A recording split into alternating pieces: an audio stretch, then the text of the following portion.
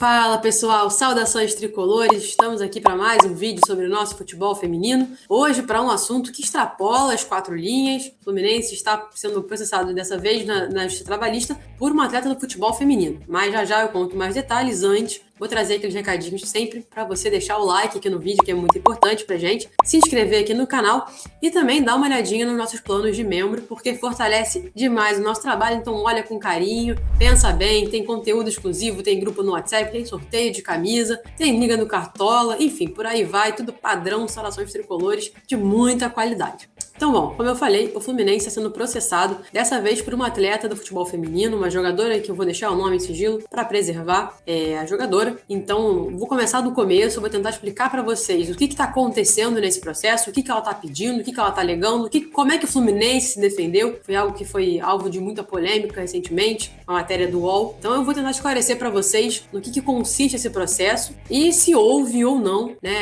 esse sexismo, esse machismo absurdo por parte do Fluminense. Então, vamos lá, galera.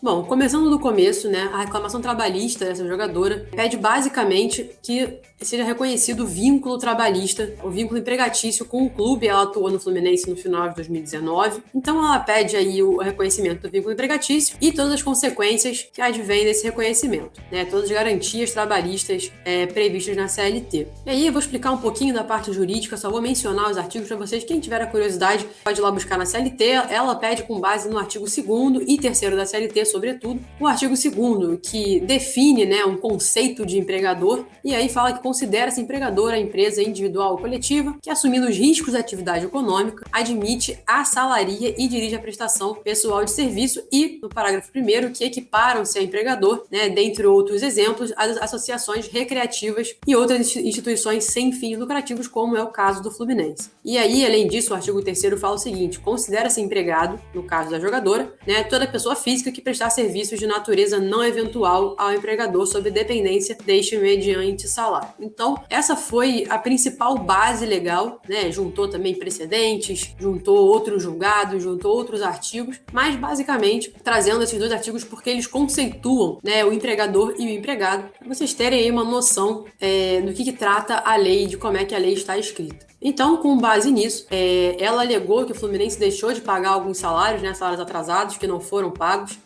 Além disso, advindo desse vínculo empregatício, o Fluminense teria deixado de pagar 13º proporcional, férias proporcionais e o terço constitucional. Além disso, ela pediu também danos morais. Tudo isso aí dando um valor aproximado de R$ 11.800 na causa de todos os pedidos dela, dentre, como eu falei, as férias, os salários atrasados, FGTS também, que eu não mencionei antes, e os danos morais. Então, esses foram os pedidos da atleta para a processão do Fluminense, pedindo reconhecimento do vínculo empregatício. Então, bom, dando prosseguimento, vou falar agora da contestação do Fluminense, da defesa do Fluminense, que refutou, evidentemente, todas as alegações dessa jogadora, afirmando que não deve ser reconhecido o vínculo empregatício entre o clube e a atleta. Isso porque o contrato que ela firmou não é o contrato especial de trabalho desportivo. Na verdade, é um contrato não profissional, é um vínculo não profissional. A categoria do futebol feminino do Fluminense hoje, ela ainda é amadora, assim como alguns clubes, a grande maioria dos clubes do Brasil que tem futebol feminino. Então, com base nisso, sendo um contrato não profissional, ela não teria direito às garantias trabalhistas previstas na CLT. E aí eu vou ler rapidinho o artigo 3º da Lei Pelé para vocês entenderem o que eu estou falando, porque ali ele conceitua a prática profissional da não profissional. Então, vamos lá. O artigo 3º fala o seguinte: o desporto pode ser reconhecido em qualquer das seguintes manifestações. Parágrafo 1º, o desporto de rendimento pode ser organizado e praticado. Inciso 1, de modo profissional, caracterizada pela remuneração pactuada em contrato formal de trabalho entre o atleta e a entidade de prática desportiva. E aí o inciso 2, de modo não profissional, identificado pela liberdade de prática e pela inexistência de contrato de trabalho, sendo permitido o recebimento de incentivos materiais e de patrocínio. Então o Fluminense se baseia nesse inciso 2 para argumentar aí contra esse vínculo empregatício, falando que ela não deveria ter esse vínculo reconhecido porque não tem contrato profissional. E como vocês bem podem reparar, abre a Lei Pelé e você vai ver, no inciso 1, ele fala justamente que o desporto de rendimento, de modo profissional, ele é caracterizado pela remuneração, e aí o Fluminense refuta que ela não tinha remuneração, não era um salário, era uma ajuda de custo, uma bolsa, um auxílio que o Fluminense dava para as atletas, e também que não havia nenhuma outra jogadora profissional no elenco. Então, somente ela, né, em tese, conforme ela alega. Esse foi um dos argumentos do Fluminense. E aí, quando você vê ali o desporto de rendimento na categoria não profissional, ele fala justamente pela inexistência do contrato de trabalho. E isso é muito importante. A Lei Pelé, nesse sentido, né, ela é expressa. Mais pra frente eu vou dizer o que eu acho disso, minha opinião. Eu vou focar agora em explicar para vocês o que está acontecendo. Então, pessoal, espero que vocês estejam entendendo até aqui. Qualquer coisa, deixa a sua pergunta aí no comentário, eu tento responder. De repente, grava até outro vídeo. Então, vamos lá. Seguindo, a Fluminense refutou os demais argumentos dela, as demais alegações, falando que não haviam os pressupostos para considerar o vínculo empregatício. Então, a onerosidade, né, que é a presença do salário, a pessoalidade, a habitualidade, né, que, assim, para ser considerado empregado, você tem que ir trabalhar habitualmente, não é eventual, como um freelance, por exemplo. Então, o Fluminense refutou aí as outras teses da jogadora, ainda trazendo outros artigos da Lei Pelé, como o artigo 28, que aí eu vou ler para vocês também, que fala do contrato especial de trabalho desportivo. Fala o seguinte: a atividade do atleta profissional é caracterizada por remuneração pactuada em contrato especial de trabalho desportivo, firmado com a entidade de prática desportiva, no qual deverá constar obrigatoriamente. E aí eu vou trazer alguns exemplos para vocês, tá? O inciso 1 fala em cláusula indenizatória desportiva, que é devido à entidade de prática desportiva, como o que aconteceria no caso de transferência. E outro exemplo é a cláusula compensatória, que aí seria devido do clube ao atleta em caso de uma rescisão, de uma dispensa, por exemplo, antes do fim do contrato. Então, o Fluminense alega isso, afirmando que no contrato dessa jogadora não tinham essas cláusulas. Portanto, não são profissionais, portanto, não deve ser reconhecido o vínculo empregatício. Então, basicamente, essa é a discussão entre a jogadora e entre o Fluminense. A defesa foi essa. Mais pra frente eu vou explicar se houve machismo, se não houve machismo. Eu tô explicando, por enquanto, os fatos jurídicos, né? O que foi argumentado. Essa é a primeira parte. Então, bom, a jogadora fez a sua reclamação, o Fluminense se defendeu, contestou as alegações e vamos à sentença agora, que deu razão à jogadora. Na sentença, a juíza, ela dá parcial provimento aos pedidos, então o Fluminense fica condenado a pagar as verbas requeridas pela jogadora, então o 13º, o FGTS, o terço constitucional, as férias proporcionais e, muito importante também, a anotação na carteira de trabalho da jogadora, constando ali o período em que ela foi empregada do Fluminense e que ela era jogadora profissional de futebol. Isso também é muito importante para a modalidade, né? É um precedente aí que pode abrir caminhos para a modalidade. Vamos ver como é que, se isso vai se manter em segunda instância, não cabe recurso. E sobre os danos morais, a juíza refutou, não deu provimento, então entendeu que era um mero dissabor, não era capaz de causar danos psicológicos à jogadora, por mais chato que seja, né, entrar na justiça e você ter seu salário atrasado, não pago, enfim. Bom, o Fluminense entrou com os embargos de declaração depois, alegando que houve omissão na sentença. Basicamente, se acolhidas esses embargos de declaração, aí a sentença pode ter uma mudança, pode ter uma reviravolta. Ainda não teve uma sentença sobre isso, então vamos esperar aí mais novidades, a gente traz daqui a pouquinho. Então, pessoal, esse é o cenário do processo, tá? É isso que aconteceu. Basicamente, a jogadora pede o reconhecimento do vínculo empregatício e o Fluminense diz que não, né? Não deve ser reconhecido porque você não é profissional. Seu vínculo é não profissional, então você não tem direito a essas garantias trabalhistas. Então, basicamente, foi isso que aconteceu. Então, pessoal, eu vou falar agora sobre essa polêmica que foi criada em cima da defesa do Fluminense. Então, bom, pessoal, agora eu vou falar sobre essa polêmica que essa matéria do UOL levantou, de que o Fluminense teria sido muito machista e muito sexista ao afirmar que mulheres teriam menos direitos do que os homens no futebol. Então eu vou começar com o seguinte: de antemão, eu entendo da seguinte forma: a defesa do Fluminense expressou muito mal, foi infeliz nas suas palavras, como eu entendo, mas não acredito que tenha sido a intenção falar dessa forma, né? Não digo nem intenção, não acredito que numa leitura completa da defesa, da contestação, você entende que não foi esse o ponto, né? Foi uma escolha péssima de palavras, o Fluminense foi muito infeliz nessa defesa e deu brecha para esses entendimentos.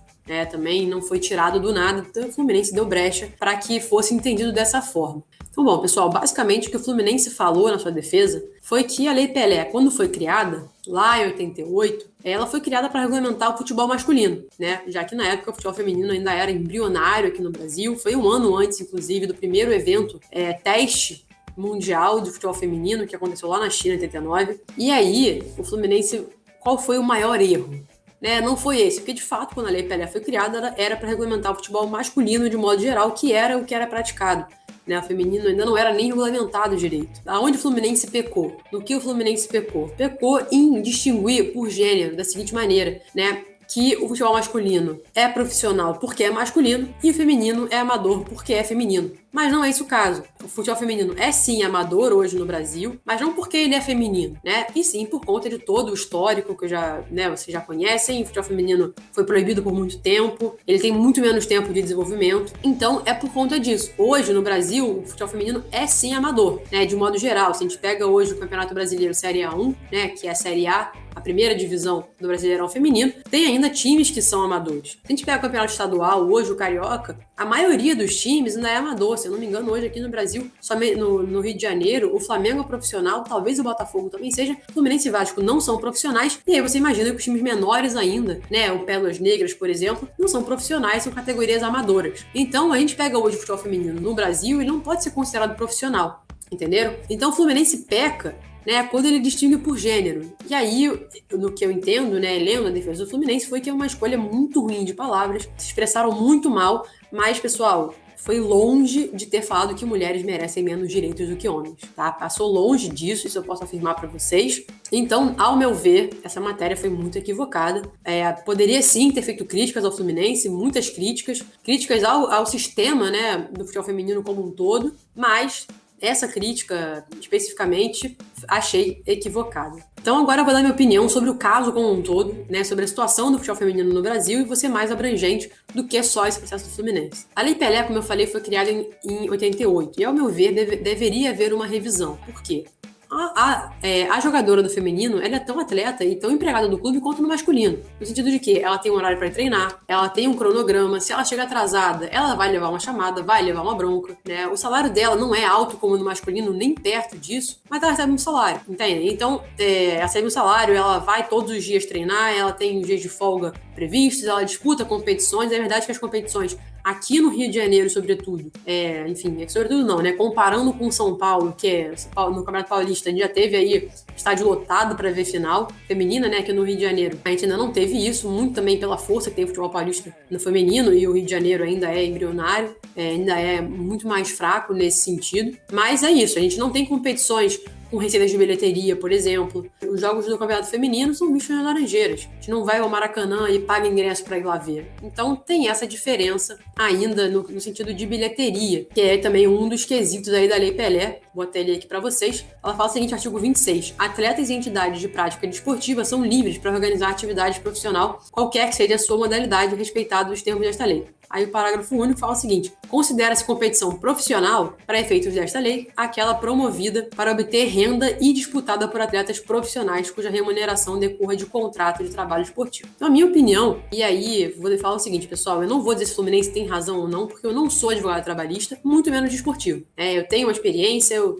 conheço minimamente a lei por ter formação no direito, mas eu não sou especialista, então eu não vou pôr uma opinião aqui para vocês, influenciar vocês a uma opinião, porque eu não sou especialista, então não cabe a mim falar sobre isso, mas eu vou dar minha opinião como uma pessoa que tem experiência dentro do futebol feminino, desse cenário, e que conhece a realidade dessas meninas. Então, basicamente o que eu acho é o seguinte, né? Não é, como eu falei, elas são tão atletas quanto eles, né? E tudo bem, elas podem continuar sendo uma categoria amadora, uma categoria não profissional, mas temos os direitos trabalhistas reconhecidos. Isso para mim, isso são direitos básicos. Né, você ter uma segurança de ter um trabalho, você poder se lesionar e continuar recebendo seu salário, né, você poder tirar férias remuneradas, você poder estar trabalhando, tendo o seu fundo de garantia sendo descontado todo mês, sabe, recebendo todo mês seu fundo de garantia. Então, a meu ver, é como deveria ter sido tratada, né, estar sendo tratado o futebol feminino.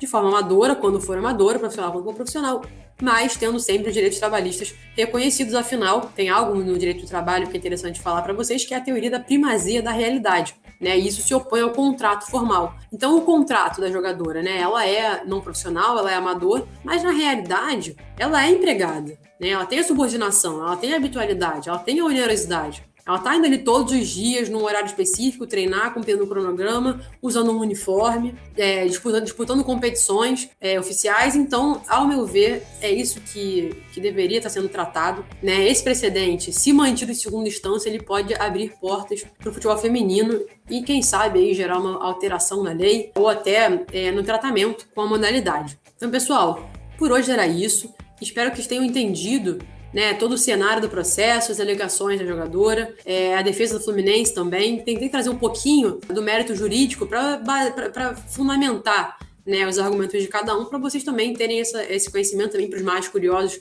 que quiserem ir lá buscar os artigos da lei, da CLT, da Lei Pelé, poderem lá olhar e de repente ter suas opiniões próprias também. Então espero que eu tenha sido didática, espero que eu tenha sido clara nas minhas palavras. Quem não entendeu alguma coisa, se ficou algum questionamento, alguma dúvida, bota aqui nos comentários. Eu vou estar aqui olhando sempre, tentando responder vocês, quem sabe fazer um outro vídeo esclarecendo possíveis dúvidas. Então, deixa aqui nos comentários seu feedback, se você gostou, se você não gostou, se você tem alguma dúvida. E não se esquece de deixar o like, se inscrever aqui no canal e dar uma olhadinha no nosso plano de membros, porque fortalece muito o nosso trabalho para fazer cada vez mais uma mídia tricolor mais forte. Então, pessoal, saudações tricolores, nos vemos na próxima.